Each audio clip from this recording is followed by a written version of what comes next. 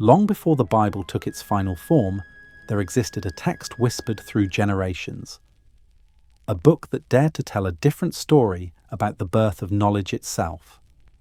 It is known as the Book of Enoch, an ancient Jewish work written centuries before Christ, in the same era as the Dead Sea Scrolls. Though attributed to Enoch, the seventh generation from Adam, it was composed by several unknown scribes between 300 and 100 BCE, and between them stood a name almost erased from memory, Enoch. In the few short lines of Genesis, his life seems barely more than a footnote. Enoch walked with God and was no more, for God took him. But what does that mean? Was he taken in death, or taken away from death? The Book of Enoch claims to answer this question, and in doing so it challenges the entire structure of accepted history. This ancient text, once revered by early Jewish and Christian communities, describes a reality far more complex than the version we now call Scripture. It speaks of celestial beings who descended from the heavens, of forbidden knowledge given to humanity, and of a great reckoning that reset the world before the flood of Noah. It was once read aloud in temples, quoted in the New Testament, and copied by scribes across the Middle East. Then suddenly, it vanished. No decree announced its disappearance. No single council declared it heresy overnight. Instead, it was slowly erased, filtered out through centuries of translation, redaction, and silence. By the 5th century AD, only the Ethiopian church preserved it, hidden away in the highlands, where it survived in the ancient Ge'ez language. For over 1,000 years, the Western world forgot it existed. So why would such a profound text, one that even the Book of Jude cites directly, be abandoned? Perhaps because of what it dared to say. Enoch's writings claim that before the flood, heaven and earth were not separate realms. Beings of light walked among men. They taught secrets of the stars, metallurgy, enchantment, and the patterns of creation. But those gifts came at a price, one that nearly destroyed the world. In the canonical Bible, these ideas are reduced to 4 cryptic verses in Genesis 6. The sons of God saw that the daughters of men were beautiful, and they took them as wives. The Nephilim were on the earth in those days. But in Enoch's account, the veil is lifted. It becomes not a mystery, but a revelation, that forbidden knowledge, once divine, became the seed of both progress and corruption. Modern scholars call the Book of Enoch a work of apocalyptic literature, written between 300 and 100 BCE, the same age that produced the Dead Sea Scrolls. But its themes are older still, echoing Sumerian, Babylonian, and Egyptian cosmologies where gods fell to earth and shaped mankind. Aramaic fragments of Enoch found at Qumran confirm that this was no late invention. It was part of the same ancient worldview that influenced prophets and mystics alike. To study Enoch is to look through a window that someone tried very hard to close. It reveals that early theology was not yet about religion, but about cosmic order, about how knowledge, once divine, could become dangerous in mortal hands. And this tension between enlightenment and rebellion sits at the heart of humanity's oldest myths. If we follow that thread backward through language, translation, and the archaeology of faith, we find not just a lost book, but a lost worldview, one in which heaven was near, the stars were teachers, and wisdom itself was alive. In the centuries after its disappearance, echoes of Enoch lingered, in Gnostic fragments, in Sufi mysticism, even in the tales of angels cast from the sky. It's as if the world remembered what it was told to forget. But before we can understand why this book was erased, we must first understand who Enoch was, the man who walked with God, who vanished without dying, and who, some say, returned as an angel.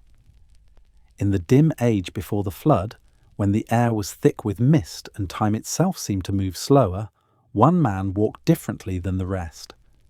His name was Enoch, the 7th generation from Adam, a bridge between what was human and what was divine. Genesis gives us only the outline.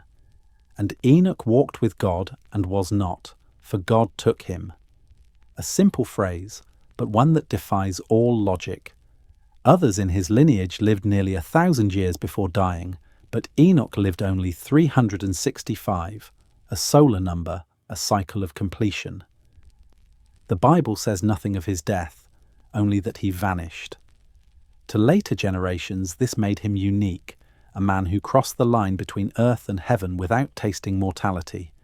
The Book of Enoch expands that mystery into an odyssey. It tells of visions in which Enoch was lifted into the skies by chariots of light, shown the architecture of the cosmos, and commanded to write down everything he saw. The voice that called him spoke not to a prophet, but to a witness, a man chosen to record forbidden truths before they were sealed away. As the story unfolds, Enoch becomes more than a patriarch. He becomes the scribe of heaven. He is taught by angels to read the tablets of destiny and to record the fates of men and spirits alike. This is the moment where myth, mysticism, and proto-science intertwine. For in these visions, the cosmos is described in precise geometry, the sun and moon measured through gates of light, the winds given direction, the stars named by order. To some it reads like poetry, to others like an ancient form of astronomy disguised as revelation. Yet this idea, that knowledge can descend through vision, is not unique to Enoch. Across the ancient world, similar figures appear. Thoth in Egypt, Hermes Trismegistus in Greece, Idris in early Islamic law. All were said to have received divine wisdom and taught mankind the arts of writing, measurement, and time. Their names differ, but their role is the same, the keeper of sacred knowledge that flows from the heavens to humanity. It is possible that these are different masks of the same archetype: the first teacher, the first scientist, the first rebel. The language of Enoch's text reinforces this bridge between worlds.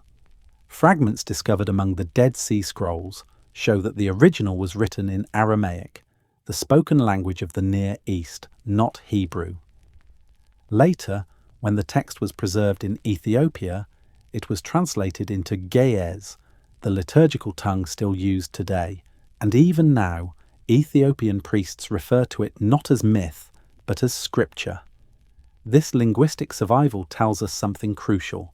The story was never meant to vanish. It was meant to resurface when humanity was ready to listen again. But what did Enoch learn in those heavenly halls? The text describes how he was shown the structure of creation, from the deepest abyss to the highest throne. He witnessed the judgment of fallen angels, the flow of cosmic rivers, the mechanics of the stars. He saw the boundaries between realms, the liminal spaces where spirit and matter meet. In modern terms, one might say he glimpsed the laws of the universe before science existed to name them. When Enoch returned, he wrote thousands of lines etched with revelation, warnings, and mathematics of the divine. He became, in essence, the first human record keeper of cosmic law. But this act of recording itself was dangerous. Knowledge once contained within heaven had now entered human hands, and with it came responsibility and risk. For every light that illuminates truth casts an equal shadow. Later mystics claimed that Enoch never truly died. He was transformed. In 2nd Enoch and later Jewish mysticism, he becomes the archangel Metatron, the lesser P, the voice of the divine throne. A mortal elevated beyond mortality, a reminder that enlightenment and exile are often the same path. The story of Enoch forces us to confront a question that lingers even now. If knowledge truly descended from the heavens, was it a gift or a test? The answer perhaps lies in what came next, when those who watched the earth decided to break their silence and the forbidden teachings began. It began, the old texts say, with an oath.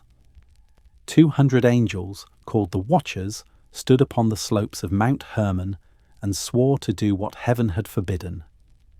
They were not demons, not yet. They were custodians, sent to observe the earth and guide its balance from afar. But watching was not enough. The beauty of humanity, the curiosity of its minds, drew them downward. The Book of Enoch names their leader Samyaza. Under him were beings with names that sound like echoes of stars: Azazel, Amaros, Barakel, Kokabel. Each governed a domain: the secrets of the earth, the paths of the stars, the forging of metals, the crafting of enchantments. When they descended, they brought those secrets with them, and in their union with humankind, the boundary between heaven and earth dissolved. From these unions came the Nephilim, the fallen ones, giants of strength and intellect, but also violence. They ruled over early mankind like gods, consuming resources, then people, then one another. The Book of Enoch describes their hunger as cosmic.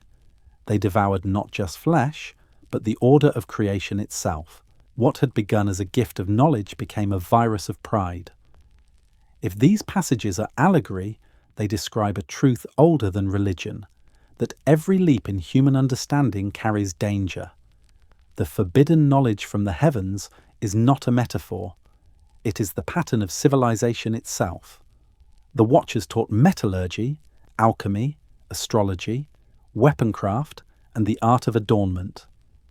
They made humanity self-aware in the same way fire makes wood conscious of burning. To some they were gods, to others corruptors. Modern readers often see this story as myth, yet its resonance is global. In Sumer, the Anunnaki descended from the sky to shape mankind. In Greece, the Titans rebelled against divine law. In Mesoamerica, the plumed serpent brought knowledge and calendars before being cast down. Again and again, the same story appears. Beings of light bringing power that mankind was not yet ready to bear. What if these were not separate myths, but memories, fractured accounts of the same event? Some scholars, like Giorgio de Santillana and Mircea Eliade, noted that the story of divine descent is too consistent across continents to be coincidence. And in geological time, the period around 12,000 years ago, the end of the last ice age, was indeed an age of sudden change. Civilizations rose quickly where before there had been none. Göbekli Tepe, in southern Turkey, appears suddenly, without a precursor culture, as if knowledge itself descended there overnight. Could these watchers be remembered as builders of such sites, teachers of astronomy, architecture, and mathematics that predate known civilizations? Perhaps not literal angels of wings and fire, but intelligences from elsewhere, divine or otherwise, who catalyzed humanity's awakening. The text of Enoch does not specify what heaven means. It only says they came from above. Yet in their descent lies tragedy.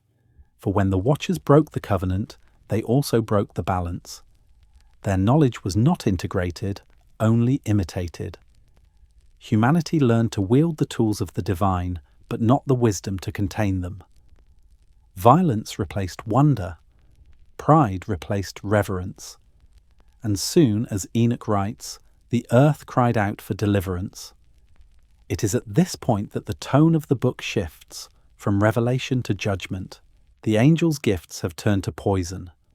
The skies no longer shine with guidance, but rumble with warning. Even the mountains tremble, as if remembering the footsteps of their descent. In every myth of fall, from Lucifer to Prometheus, there lies a question that never ages. Was the sin in teaching, or in refusing to listen? Enoch stands in the middle of this storm, chosen to record what happens next, as heaven prepares to cleanse what it once nurtured. When the Watchers descended, they did not bring chaos at first, they brought progress. They came as teachers, not conquerors, and the lessons they gave humanity were dazzling. They showed us how to shape the world, but as in every story of light, brilliance soon bled into shadow. The Book of Enoch lists their gifts like a catalogue of miracles. Azazel taught men how to forge swords and craft shields. Armors taught enchantments and root cuttings, the earliest pharmacology, or perhaps chemistry. Kokabel revealed the courses of the stars, Amaros, the art of resolving enchantments, and Penemu, the writing of ink and paper. They introduced ornamentation, the crafting of metals, and the beautification of the body, all things that changed how humans saw themselves and each other. For the first time, mankind was no longer just surviving the earth, we were shaping it. To the ancient mind, such rapid mastery could only have come from gods. But to those who remembered, these were not gods. They were watchers who broke the order of heaven. Their knowledge from the heavens was forbidden precisely because it was incomplete. Powerful but unbalanced, divine yet misused. Modern readers might be tempted to dismiss these tales as myth, and yet fragments of these same gifts appear scattered throughout the archaeological record as if echoing from an earlier age. Consider the Antikythera mechanism found off the coast of Greece. A corroded bronze device built more than 2,000 years ago, it contained 30 interlocking gears that could predict solar eclipses, lunar cycles, even the movements of planets.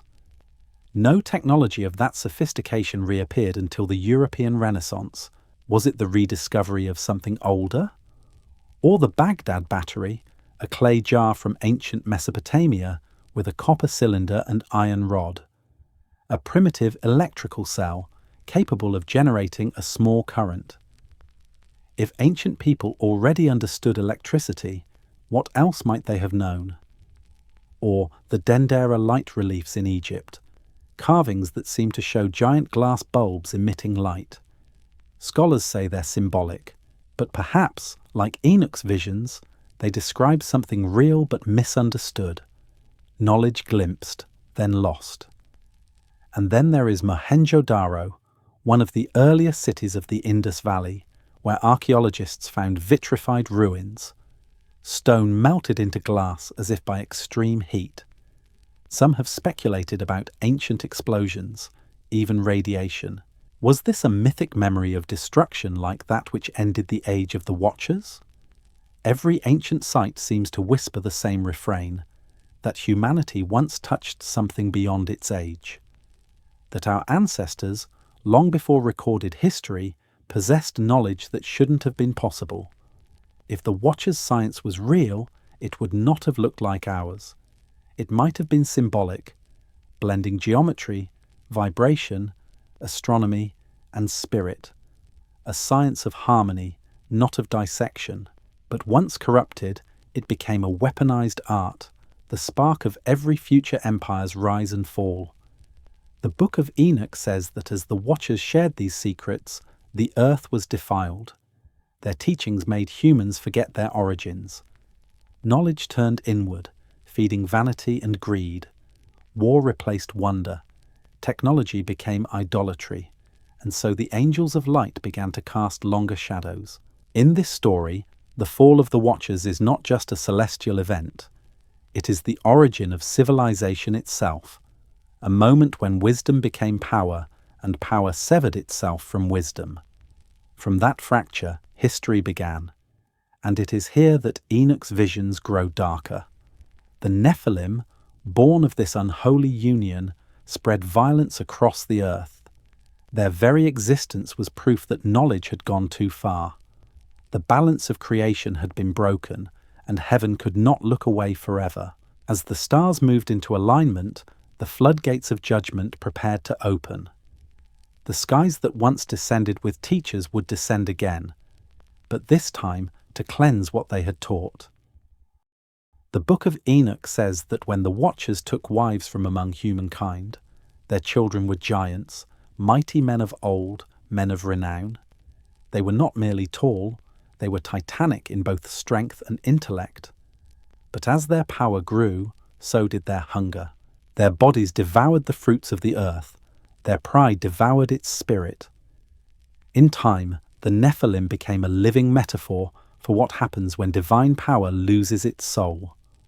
The text describes their reign in stark tones. They consumed all the acquisitions of men, and when men could no longer sustain them, the giants turned against them and devoured mankind. This is not simply a story of monsters. It is the story of excess, of knowledge without restraint, of creation without conscience. The Nephilim were both miracle and warning. Their echoes resound in myths from every continent. In Sumer, the Anunnaki descended from the heavens and ruled as gods. In Greece, the Titans rebelled against Olympus and were chained beneath the earth. In Norse myth, the Jotun battled the gods at the edge of the world.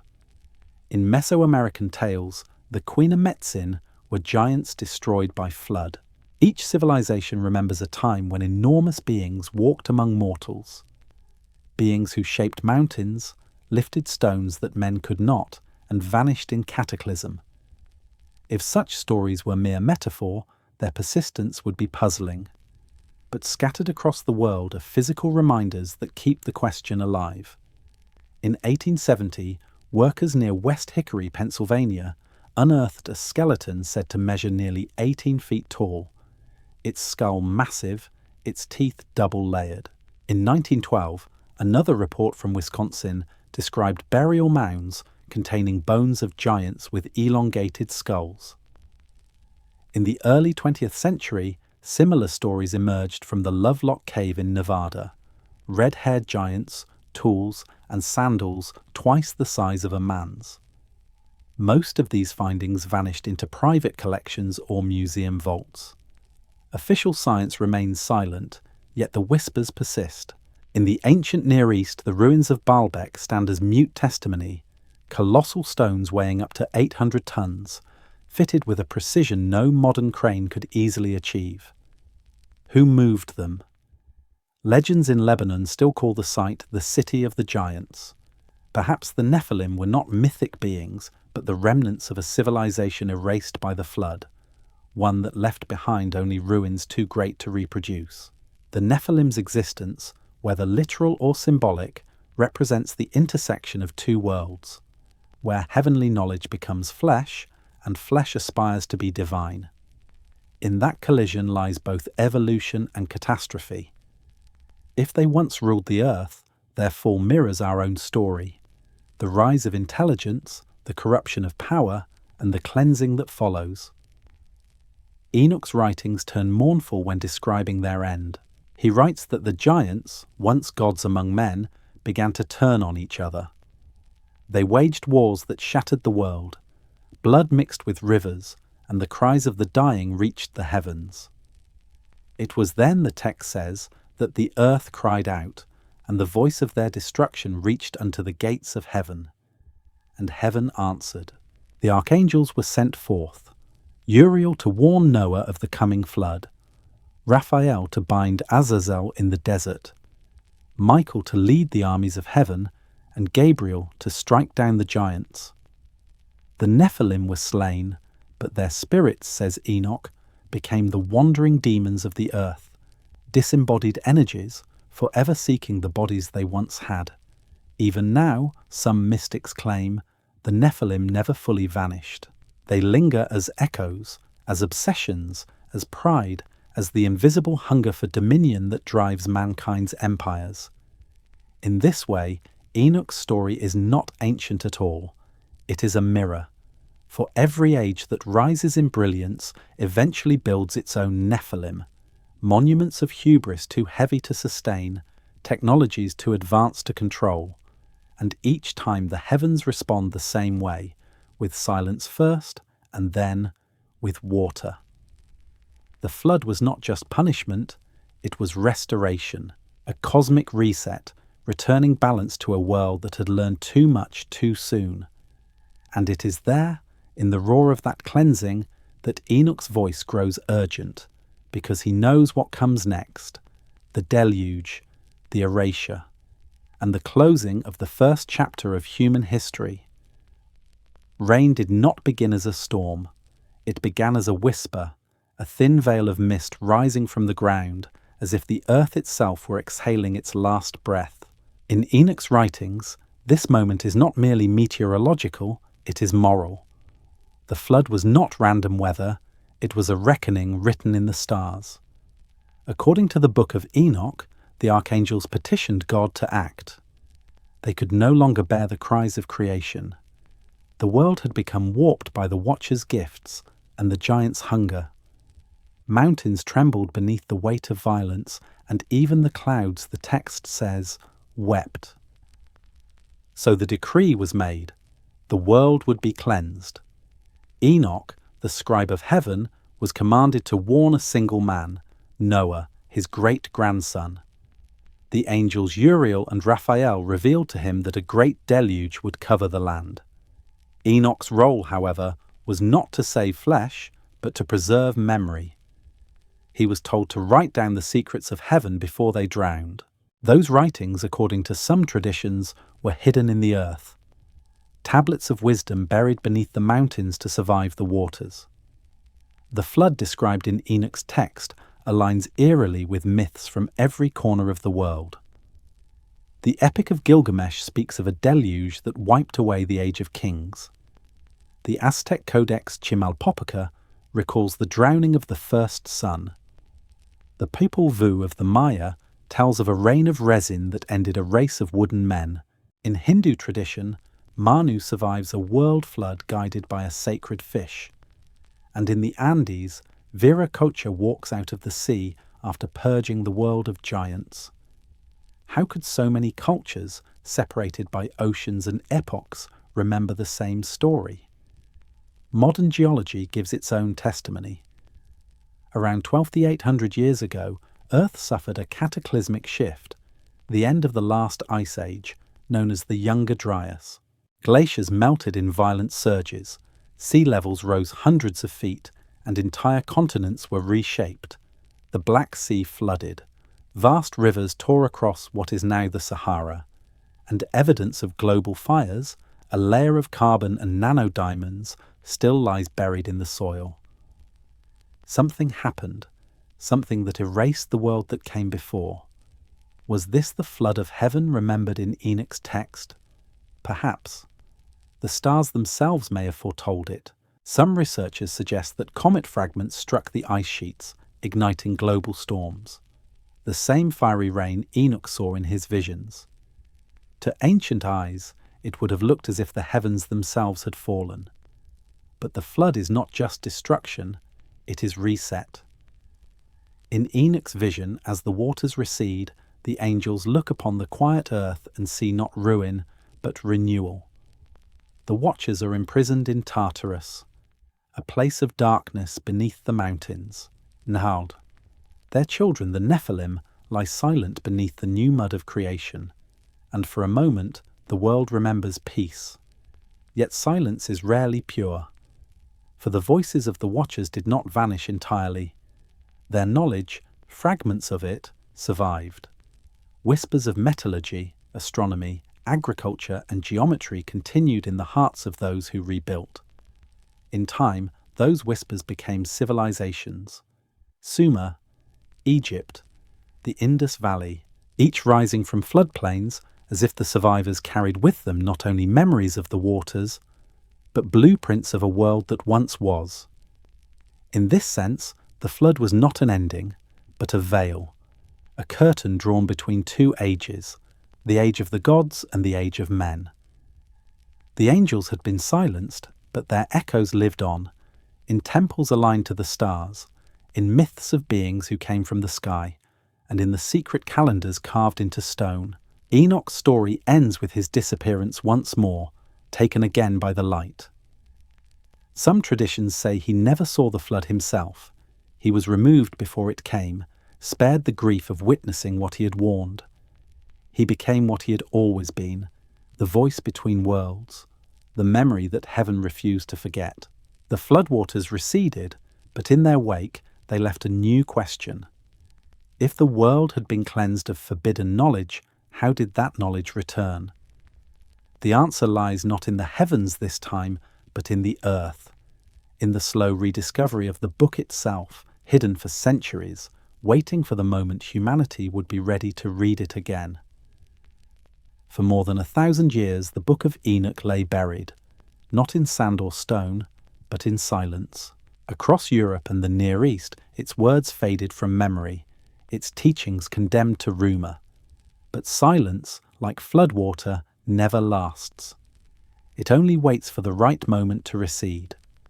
The earliest Christians once knew the text well. The Epistle of Jude, near the end of the New Testament, quotes it directly. A prophecy that the Lord will come with 10,000 of his holy ones to judge the wicked. Church fathers such as Justin Martyr and Tertullian called it sacred, but by the 4th century, something changed. Councils began defining which writings were canonical and which were not. The Book of Enoch, too mystical, too pre-Christian, too dangerous, vanished from the lists. By the Council of Laodicea, around 363 CE, it was excluded entirely. After that, the voice of Enoch fell silent in the Western world. Yet in a remote corner of Africa, far from Rome and Constantinople, the light never went out. The Ethiopian Orthodox Church, one of the oldest on earth, kept Enoch's words in their original form, written in the ancient language of Ge'ez. They considered it scripture, a true book of prophecy, and read it as part of their canon for nearly 2 millennia. While empires rose and fell, while Europe rewrote its Bible, the mountains of Ethiopia held a secret, the complete Book of Enoch, untouched. Then in 1773, a Scottish explorer named James Bruce arrived in Abyssinia. He was searching for the source of the Nile, but found something older than any river. When he returned to Europe, he carried with him 3 manuscripts of the Ethiopic Book of Enoch. One was given to Oxford's Bodleian Library, another to the French Royal Library, and one remained with him. For the first time in over 1,000 years, the lost book had resurfaced. Yet even then, it was ignored. Scholars, trained to distrust anything outside the approved canon, left it gathering dust for decades. It wasn't until 1821, when Oxford professor Richard Lawrence translated it into English, that the Western world finally began to read the words that had haunted legend. And when they did, they found something astonishing. The text Lawrence held in his hands matched, almost word for word, the fragments preserved in the Dead Sea Scrolls discovered a century later. It was not a medieval forgery. It was ancient, older than the Gospels, older even than the rise of Rome. This rediscovery changed everything. The Dead Sea Scrolls, unearthed in 1947, contained 11 fragments of Enoch written in Aramaic, the same language spoken by Jesus himself. Those fragments dated back to at least the 2nd century BCE. This meant that the Book of Enoch was read, copied, and venerated in the very world that birthed Christianity. It had never been an outsider text. It had been at the heart of the conversation all along. And yet, despite this, the book remains officially absent from the modern Bible. Why? Because what it describes does not fit the boundaries of traditional theology. It speaks of dimensions, hierarchies of angels, cosmic maps, and secret sciences that challenge the simplicity of orthodoxy. To restore Enoch would be to reopen the heavens and to admit that early humanity may have known more than we imagine. But perhaps that is precisely why it has re-emerged now. When James Bruce unveiled his manuscripts in the Age of Enlightenment, humanity was rediscovering its own curiosity. Telescopes, electricity, and geology were rewriting the map of the world. The forbidden book returned at the exact moment the human mind was ready to look up again. Across the centuries, other forgotten truths began surfacing beside it. Ancient Sumerian tablets speaking of sky gods, Egyptian texts describing knowledge from the stars, and, in the deserts of Turkey, the buried temples of Göbekli Tepe, proof that civilization did not begin but was reborn. Was it coincidence that Enoch's words returned just as humanity began rediscovering the same mysteries he recorded? Or was it design, as though some cosmic rhythm had turned once more, allowing what was hidden to be seen again? Whatever the reason, the rediscovery of the Book of Enoch was not just an academic event, it was the return of a voice, the scribe of heaven speaking across 2,000 years, whispering the same warning, that forbidden knowledge, once erased, never dies. It only sleeps beneath time, waiting for us to open the next gate. And that gate leads upward to the stars, to the part of Enoch's vision where the heavens themselves become a clock and light becomes language. The next section of his writing reveals that what the Watchers taught was not just power, it was pattern. It was the science of the sky. In the silence after the flood, when the stars re-emerged above the cleansed earth, Enoch looked up, and what he saw was not just beauty, but order. The heavens moved like an immense machine, precise, luminous, deliberate. This is where the astronomical book, or Book of Heavenly Luminaries, begins, one of the most astonishing sections of the Enochian texts. It describes the motion of the sun, the moon, and the stars with mathematical detail, millennia before modern astronomy was born. To Enoch, the sky was not chaos. It was a message written in light. He saw the year divided into 4 equal seasons, each of 91 days, totaling 364. A perfect solar harmony, each day corresponding to one path of the sun through heaven's gates. Every season began on the same weekday, a Wednesday, the day, Genesis says, when God created the heavenly lights. The calendar he describes is unlike the lunar one used in Jerusalem at the time. It is older, cleaner, and, as the text insists, divinely revealed. Uriel, the archangel of the stars, becomes Enoch's guide. He shows him the gates of the sun, 12 portals along the horizon, where light rises and falls through the year. He explains the shifting of shadows, the length of days, the phases of the moon. It reads like poetry, but under its poetry lies science. Enoch describes the equinoxes, solstices, and even the slow oscillation of light across the seasons, a system astonishingly consistent with modern solar measurements. How could a writer more than 2,000 years ago know this? The knowledge seems impossible for its age, unless, as the text itself claims, it came from the heavens. Across the world, the same celestial precision reappears. In Egypt, the Great Pyramid aligns perfectly to true north, to within 1/20th of a degree. At Nabta Playa, prehistoric stone circles mark the summer solstice with exactitude. In Turkey, Göbekli Tepe's pillars face the rising of Sirius around 10,000 BCE, long before recorded history. And in the Americas, the Mayan calendar mirrors the same 364-day pattern that Enoch described, adjusted by a single sacred day for renewal. Different cultures, same geometry. Were they all looking at the same ancient instruction? A legacy from a lost world that measured time by the stars? To the people of the Second Temple period, this wasn't superstition, it was revelation. The movements of heaven were seen as reflections of moral law. Order above meant order below. When humans fell into chaos, it was because they had fallen out of rhythm with the cosmos. The astronomical book was not merely an observation, it was a call to synchronization with divine time. And here again, the pattern returns. Forbidden knowledge from the heavens. To understand the stars was once sacred, but later declared dangerous. Astrology, divination, even astronomy itself, were branded as arts of the fallen. Yet the ancients insisted that the heavens were not meant to be feared. They were meant to be followed, to guide humanity back into harmony. Modern science, strangely, echoes the same principle.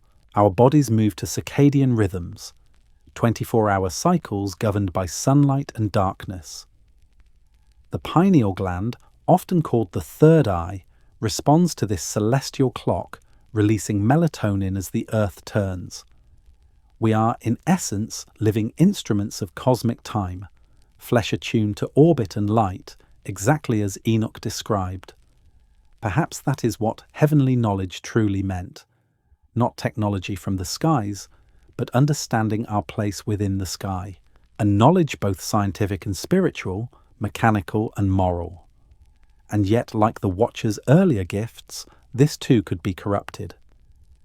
When humanity began to use the stars not to align with heaven, but to control fate, when observation became domination, the sacred became forbidden once more. The same pattern repeats: knowledge given, misused, erased. Still, fragments of that ancient science endure.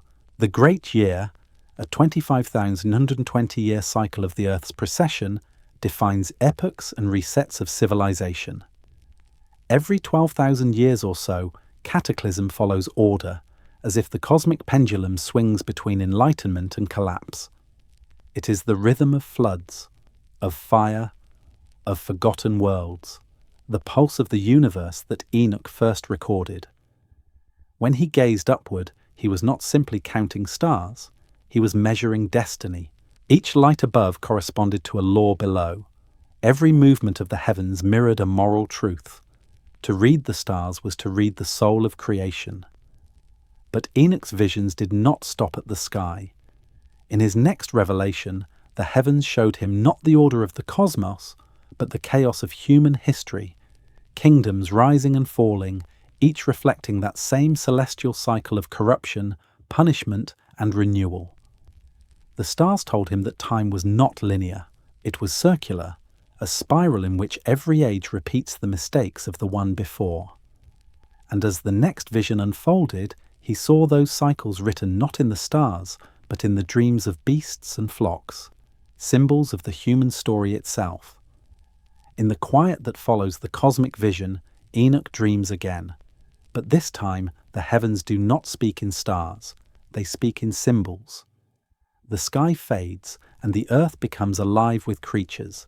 He sees flocks of sheep, bulls, lions, wolves, and eagles moving across vast plains, each playing out a drama that feels both familiar and eternal.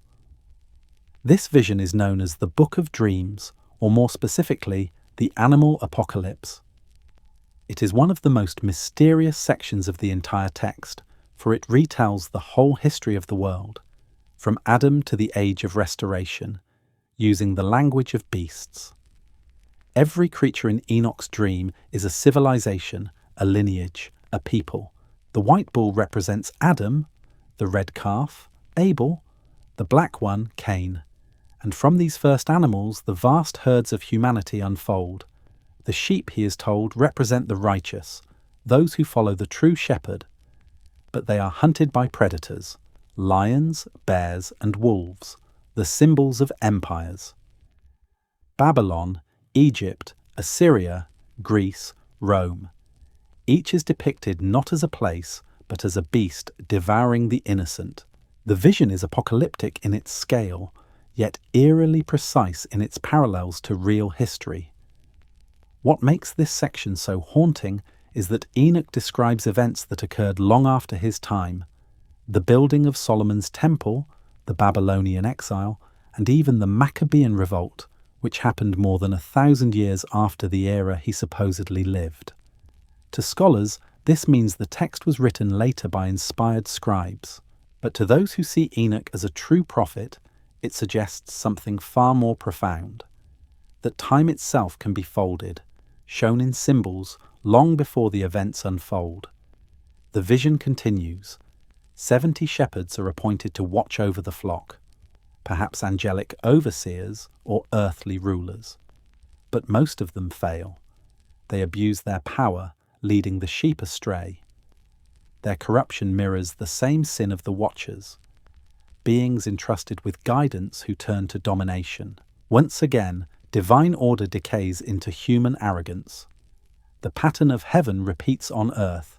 Civilizations rise like flocks and fall like prey, and every time a few sheep remain, scattered remnants that carry the spark of renewal forward. In one passage, Enoch describes the destruction of a great house of fire. Many interpret this as the fall of the Second Temple in Jerusalem in 70 CE. Others see it as a universal symbol. Every golden age eventually builds a temple, and every temple eventually burns. The cycles never end, they only evolve. This method of vision, turning history into animals, is not unique to Enoch. It echoes the dream of Daniel, who saw beasts rising from the sea, each representing kingdoms of men. It echoes the zodiac, where every civilization reads its fate in constellations shaped as living forms. Perhaps all of these are fragments of one cosmic code, a way the universe speaks to those who can dream in symbols. Enoch's animal apocalypse closes with a vision of hope. Out of the chaos, he sees a new white bull born, radiant and immense. All creatures bow before it. The world becomes one pasture again. Some interpret this bull as a messianic figure, others as the rebirth of the human spirit purified through suffering. It represents the restoration of harmony, heaven's rhythm returning to the earth. But even here, the book resists closure. The dream ends not in perfection, but in transformation. The animals begin to change, wolves becoming lambs, lions lying down with oxen, predators shedding their fangs. It is a new creation, but it is not the end. It is the beginning of another cycle, another turn of the wheel. What Enoch sees is not a prophecy of doom. It is a cosmology of repetition. He understands that history itself is alive, breathing, growing, dying, and returning. Every flood, every empire, every revelation is part of that living pulse. And if the same forces that guided the first world are still at work, then perhaps the cycle is turning once more. The symbols fade, the dream dissolves.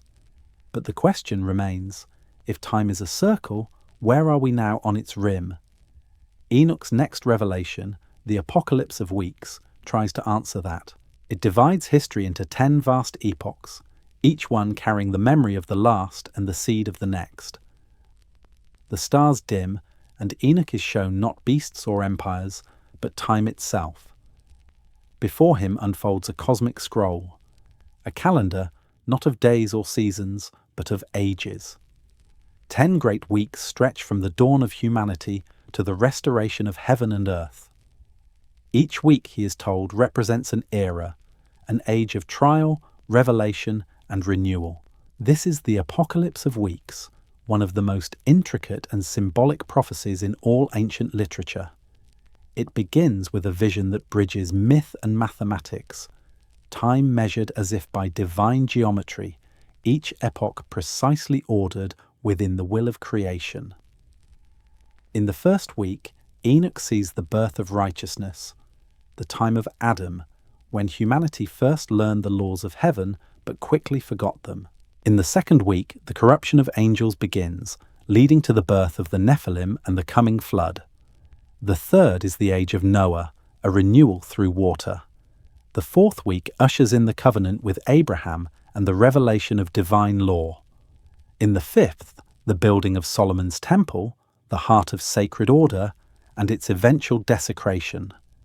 The sixth week brings apostasy and exile, nations scattering under false shepherds. The seventh, a time of righteousness, introduces prophets and messengers who restore fragments of truth. The eighth is the rise of the chosen, those who seek wisdom amid corruption.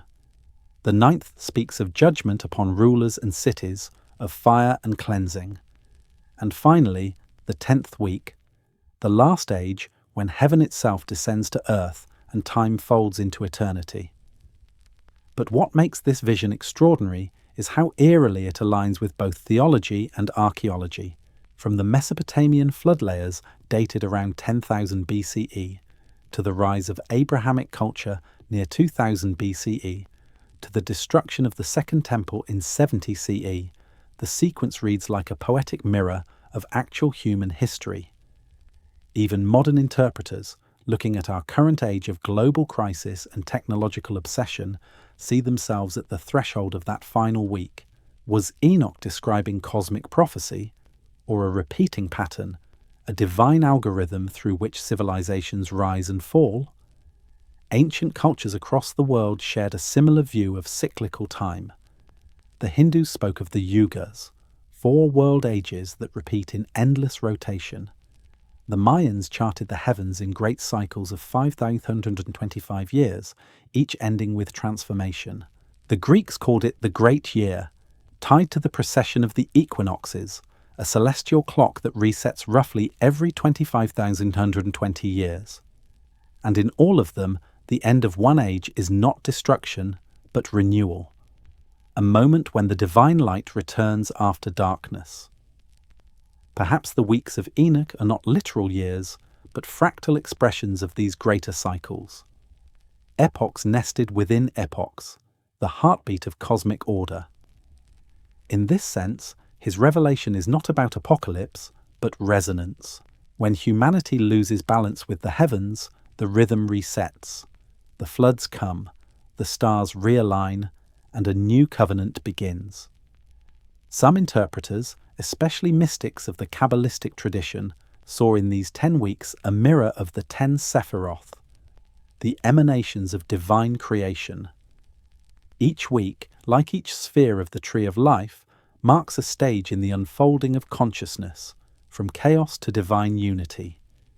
If so, then Enoch's vision is not only historical, it is psychological. Each age mirrors a stage in the evolution of the human soul. But the prophecy does not end with glory. It ends with stillness.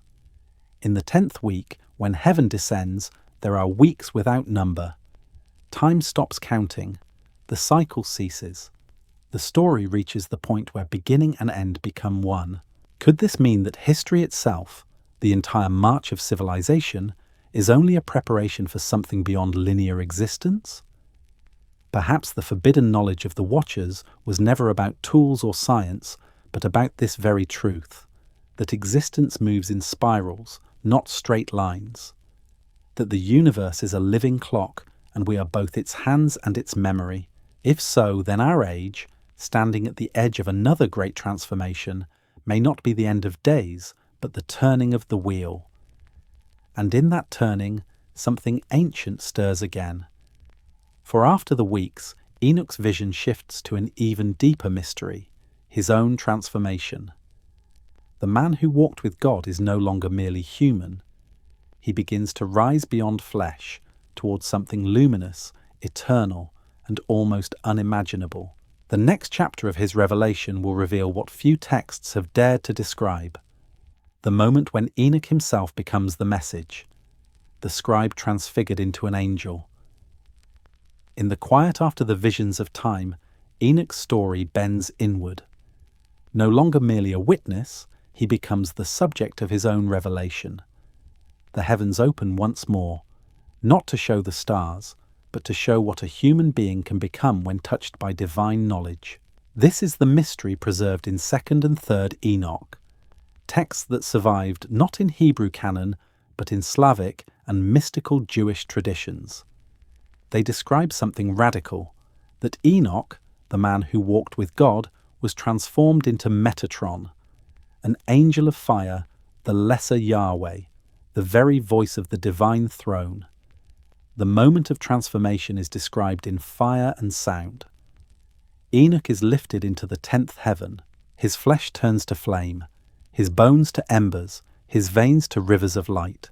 He is clothed in garments of glory and given 70 names of power. Where once he wrote the words of heaven, now he becomes them.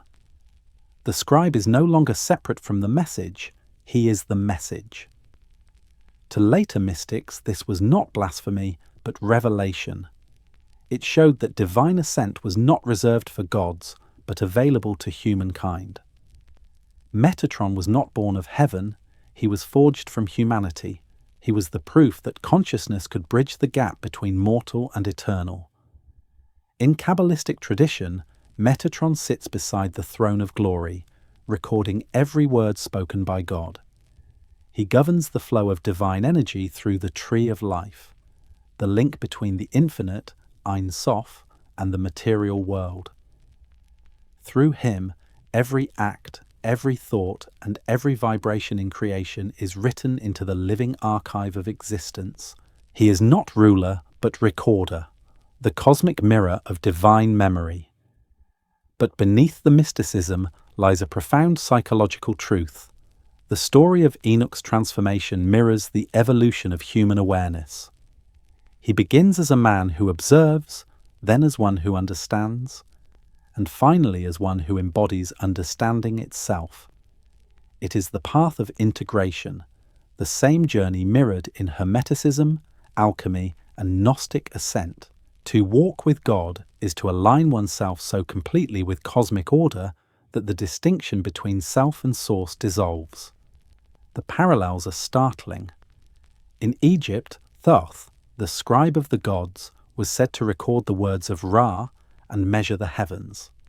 In Greece, Hermes Trismegistus guided souls through the afterlife, bridging the mortal and divine. In Persia, Zoroaster ascended through 7 heavens, greeted by radiant beings. Each myth, each mystic, describes the same metamorphosis, the human mind becoming light. In 2nd Enoch, the archangels lead Enoch through 10 heavens. He witnesses the movements of stars, the punishment of fallen angels, the storehouses of the winds, and the river of fire that flows from the throne. Then he reaches the final gate, and beyond it, silence. It is there that God names him Metatron and seats him beside the divine presence. He is told to write all the deeds of men, past, present, and future. Time, for him, becomes a single page. If this sounds like myth, consider it also as metaphor. Metatron's transformation may describe a shift in consciousness, a quantum leap in perception. To become the scribe of heaven is to see the universe not as fragments, but as one living text, eternally unfolding. It is the state mystics call gnosis, scientists call unified awareness, and poets call illumination. But there is danger here too. For the closer one draws to divine fire, the thinner the line between wisdom and hubris. This was the same path the Watchers once walked and fell from. Perhaps that is why Enoch's apotheosis is told with both reverence and warning. Ascend, but remember what was lost the last time heaven descended. In later esoteric traditions, Metatron becomes a symbol of sacred geometry, the pattern underlying all creation. Metatron's cube, composed of 13 interlocking circles, contains within it every Platonic solid, the building blocks of the universe. To mystics, it is the map of reality. To physicists, it resembles the hidden mathematics of matter. Once again, the forbidden and the divine meet in the same design. And so, the story of Enoch comes full circle. The man who once recorded the sins of angels now becomes their judge.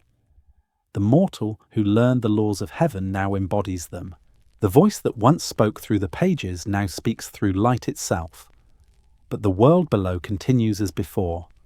Civilizations rise, kings wage wars, and the knowledge of heaven, Enoch's knowledge, fades again into legend. The cycle begins anew: revelation, corruption, forgetting, and eventually erasure. For even Metatron, radiant and eternal, could not keep his own story from being sealed away. What began as divine memory became apocrypha. The Book of Enoch was banned, buried, and forgotten, and with it, humanity lost its map to the heavens once more. Yet perhaps not entirely. For every time forbidden knowledge is silenced, it leaves a trace, a shimmer in the collective memory, a pattern reappearing when the world is ready to see it again. That rediscovery, however, would come at a cost, and it would raise the question that still divides faith and reason today. Why was the Book of Enoch erased from history? And what was so dangerous about its truth that it had to be hidden from the world? Every sacred text has a shadow, a silence that tells its own story. For the Book of Enoch, that silence lasted nearly 16 centuries. To understand why, we must leave myth and enter history, where decisions made by men, not angels, determined what heaven was allowed to say. By the time Christianity spread through the Roman Empire, belief itself had become a battlefield. Hundreds of sects flourished, each with its own gospels, prophecies, and revelations. The early church sought order amid chaos, and to establish authority, it needed boundaries, a single canon that would define orthodoxy. And the Book of Enoch did not fit. It was too old, too vast, too strange. It spoke of beings that defied theology, angels who sinned, gods who fell, humans who rose to divinity.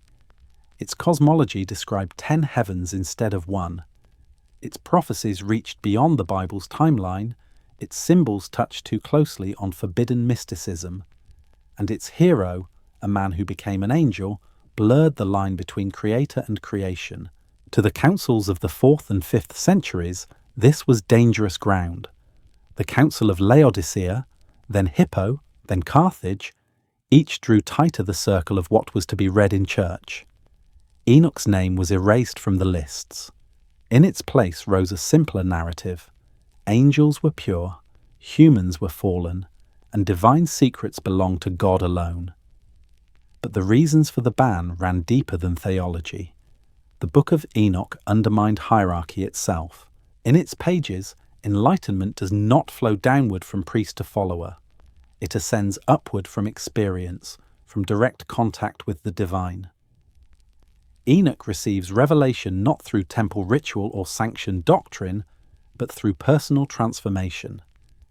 He bypasses all institutions, and that is precisely what made him dangerous. For if knowledge could come from heaven to a shepherd in the desert, what need was there for intermediaries on earth? The story of Enoch whispered a subversive truth, that divine communication was not property, it was birthright, and that every soul had within it the potential to ascend.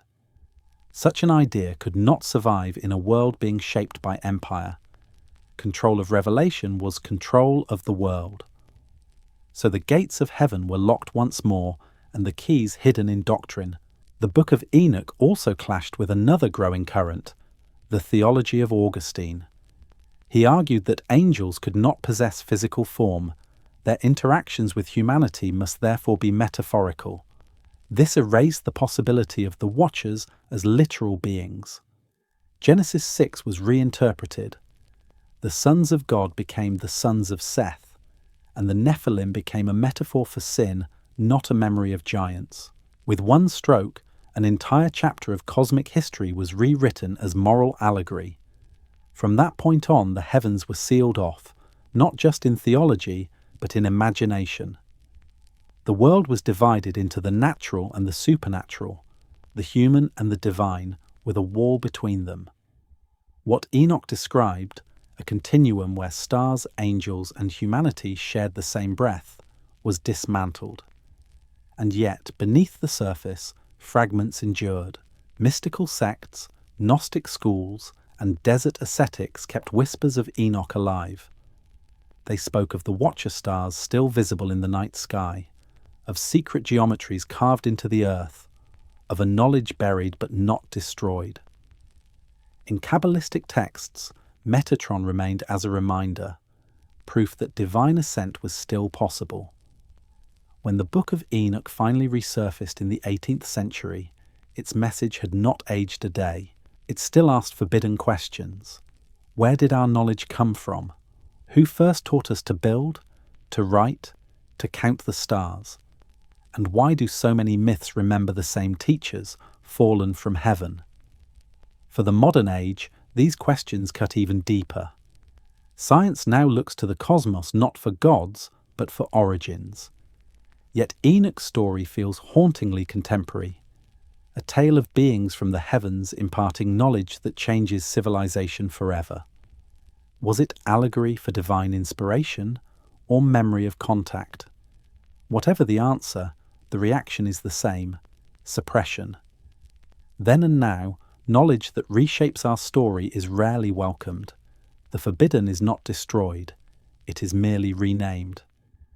The Watchers become deities, aliens, archetypes, or energy forms, yet the essence remains unchanged. It is the same transmission received through new languages. And so, Enoch's exile continues. His book was erased not because it was false, but because it was too close to something true, too revealing of the continuity between heaven and earth, too unafraid to let humanity stand where angels once stood. But knowledge cannot remain buried forever. Every few thousand years it surfaces again, a cycle as predictable as the movements of the stars Enoch once charted. And when it does, humanity faces the same choice as the Watchers did: to receive it with reverence or to repeat the fall.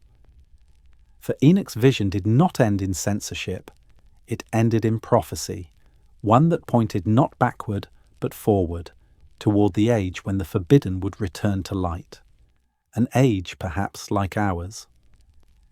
If you've followed the story this far, take a moment to share your thoughts. Do you believe this knowledge was divine, or something else entirely? Where are you listening from tonight, and at what time? And if these forgotten truths speak to you, subscribe and join us as we continue uncovering the mysteries that history tried to erase.